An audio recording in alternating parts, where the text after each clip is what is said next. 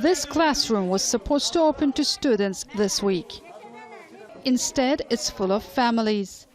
Armenian forces' heavy shelling over the Tatar region of Azerbaijan pushed thousands of civilians out.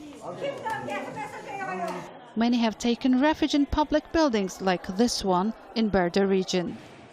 LEYLA ASLANOVA fled Tatar with her kids and father 4 days ago. I became displaced once again, like I was in 1994. Armenian forces occupied our land. We slept in tents. We finally settled in Tatar, but we had to flee without even a mattress to sleep on. Why should my child suffer what I suffer? I'd sacrifice my home and everything, but our soldiers shall be safe. They say they are ready to bear the brunt as long as they can eventually return home.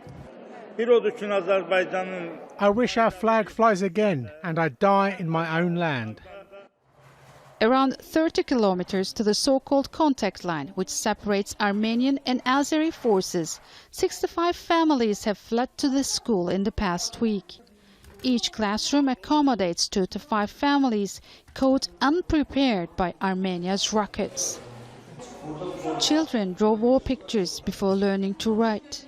QAMED ISFENDIYAROV has brought his family from Tatar to Barda to keep his grandchildren safe. As a proud veteran, he says Azeris never wanted war, but Armenian forces pushed it.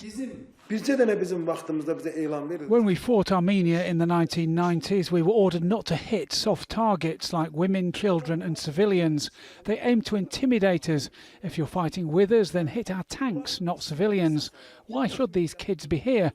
If I die defending my land, my people will call me a hero as I'm defending my land. How will they answer their own people?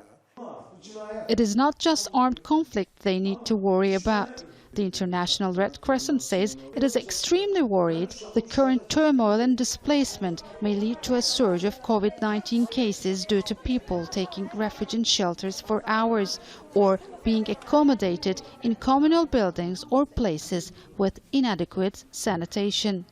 History is repeating itself for some families sleeping here, as they or their parents have been displaced before. They have faith that what they called their occupied lands will be returned and 3 decades-long homesickness will end this time. Sinem, Koseoglu, Al Jazeera, Barda, Azerbaijan.